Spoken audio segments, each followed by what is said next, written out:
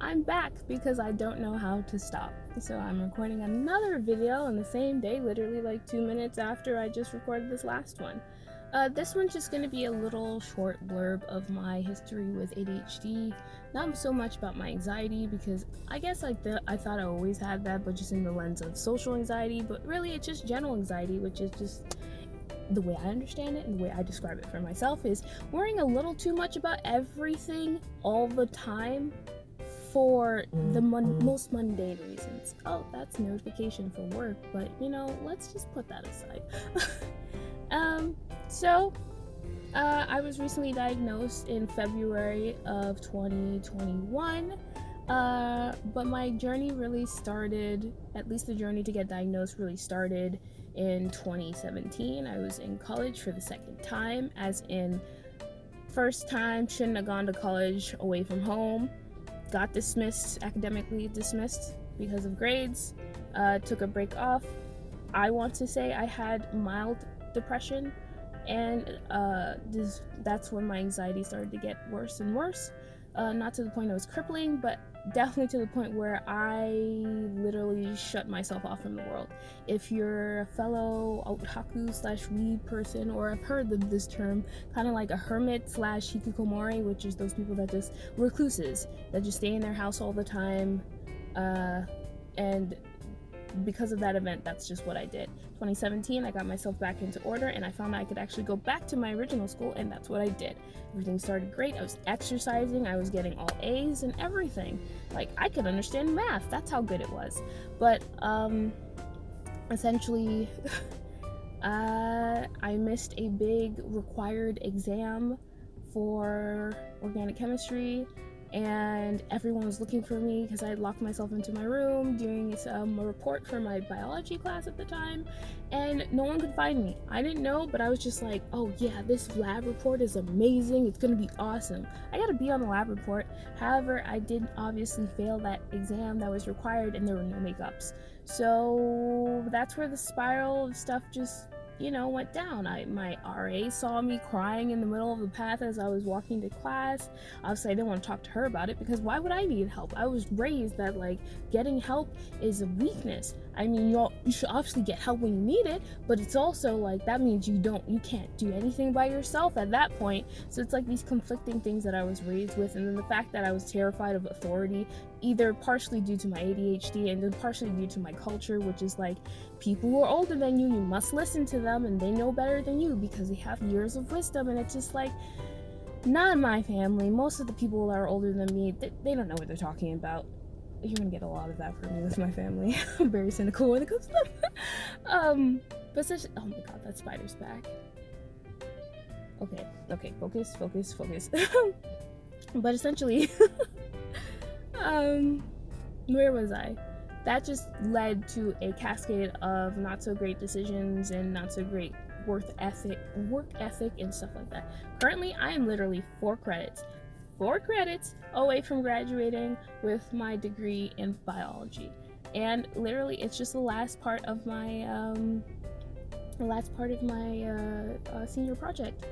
And essentially, the pandemic happened during my last semester, and the anxiety got worse, partially due to the pandemic, partially due to undiagnosed ADHD. And I'm there's something happening here. It's I'm at home, I have the structure, I guess, because my mom's behind me the whole time, just you need to do this, did you do home? Obviously I shouldn't be having that at this age, but I'm at home. It worked for me in high school, I guess. It worked for me when I'm in college. It didn't work. So it's just what am I missing here? Why am I not doing stuff how everyone else is doing? My best friend took the max amount of credits you possibly could take in a day, and she wasn't even driving at that time. She would spend morning to evening at school, and it's just she got A's on everything. She got A's on mostly everything, if I remember correctly. I'm pretty sure it's A's on everything. She graduated without debt. It's just why can't I do that also?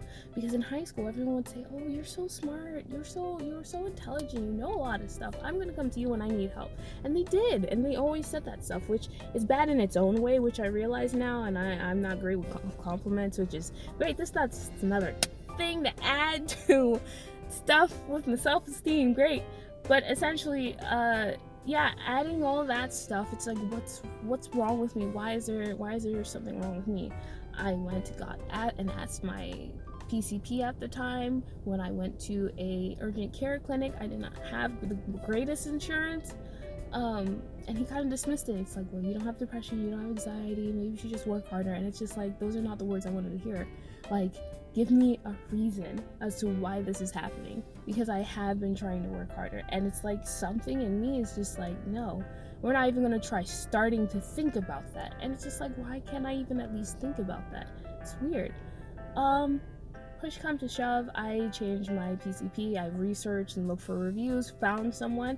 I asked them, and I was like, I think it's ADHD. After all the researching I did, which granted, some of it, a little bit of it was Reddit, but at the same point, like, I mean, I learned that I actually did have it.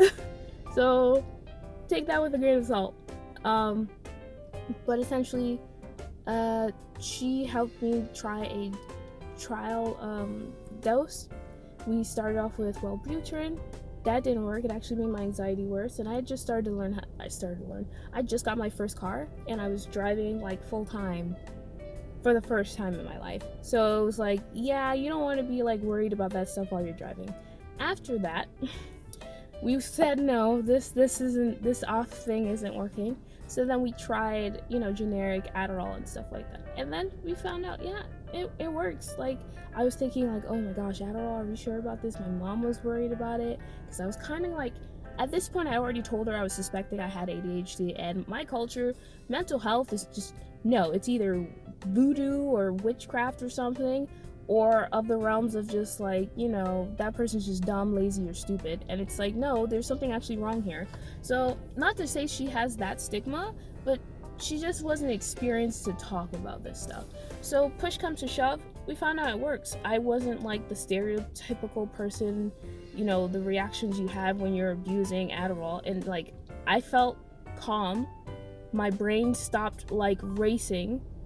I wasn't having like heart palpitations or anything. In fact, like my heart rate kind of went down a little bit. I got tired, and it's like, how did I go this far without even learning how to stuff? Because I don't drink coffee, I don't drink alcohol, all these things that like give you little hints and whatnot. None of it. So I would have gone even older probably if this stuff, like the structured or unstructured time in my life because of college, if that stuff didn't happen, I probably would have gone on longer without knowing about it. And oh my god, the spider is distracting. But yeah, sending me to a psychiatrist. To this day, I'm not with her anymore. To this day, I don't even think she really believed I had it. She just like said, okay, I'll prescribe you the same stuff as the PCP before, because like, hey, I mean, it was working and you're not abusing it to my knowledge in the system, so let's just do it again. And I'm just like, that's okay. I mean, as long as it's helping me. And yeah, so then months go on, and like my provider's just not listening to me, and I finally get like decent insurance through my job because I'm eligible for it now. And now that I got that, I learned like, hey, I don't have to choose the people that they tell me to choose. I can choose whoever I want because it's my insurance now. I'm not controlled by like, you can only pick these people in this network. And it's like, no, I'm gonna pick someone who actually listens to me.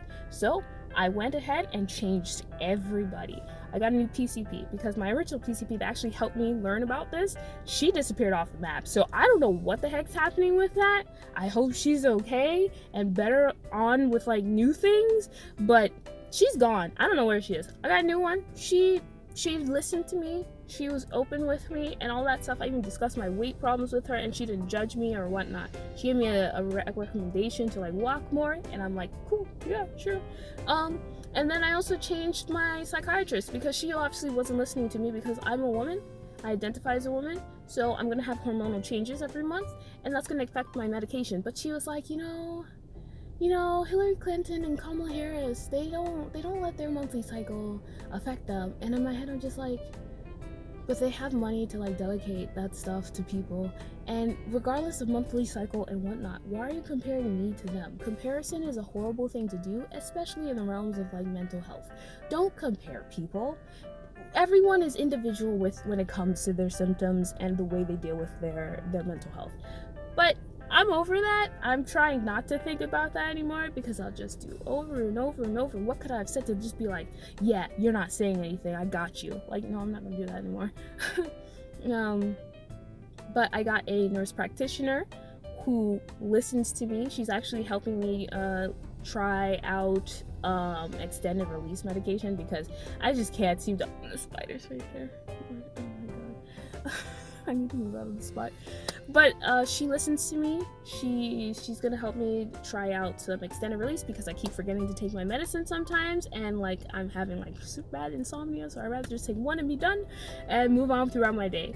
But yeah, I've gotten a lot better in my place in life, and essentially this is just the mental health aspect. I'll do a video on my debt and all that stuff just to give perspective, but I feel good in the future coming along, because obviously pills don't teach skills. Please remember that. Please remember that if you're trying to figure out if you have ADHD or not, and you do, and then you take the medicine, it's just going to be a one and done.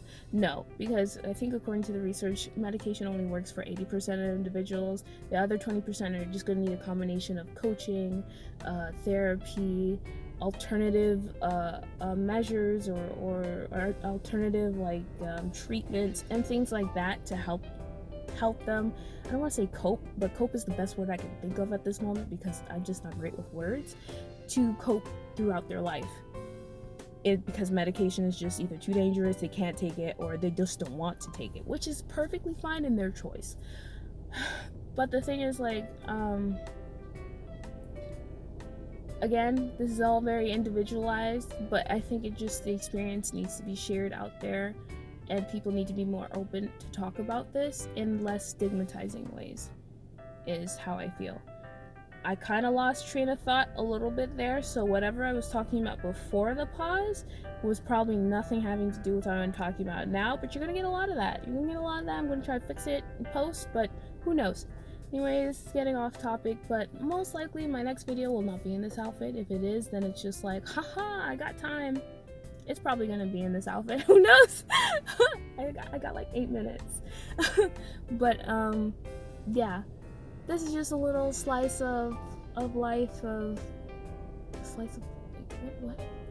This is a little taste of my story and my journey of learning that I had ADHD and stuff, because eventually I had to get, again, diagnosed by a nurse practitioner, despite me also seeing my psychiatrist, because she just wasn't listening. So I mean, like, get someone that listens to you, get someone that wants to have a dialogue with you. Yes, you may not know what you're talking about because you don't have a degree, but the same point, be open to discussion, be open to tell me that I'm wrong, and be open to be told that you're wrong, because the whole other powerful women's cycles, don't tell me that about people who may or may not be in like perimenopause or something, when it's like I'm nowhere near that part of my life, so why are you comparing me to people who are not in the same like stage? So yeah, you see the feels, but yeah, that's it for this video. Feel free if you have any questions about my process, I guess, because I went through it pretty fast and I didn't want to make this a 20-minute long video. It's already 13 from what I'm seeing. But yeah, if you have any questions, if anyone is actually watching, leave them below, and yeah, I'll see you in the next video. Probably me filming it in the next few minutes again. Just a ton of ants just walking all across my car, and I don't like this at all.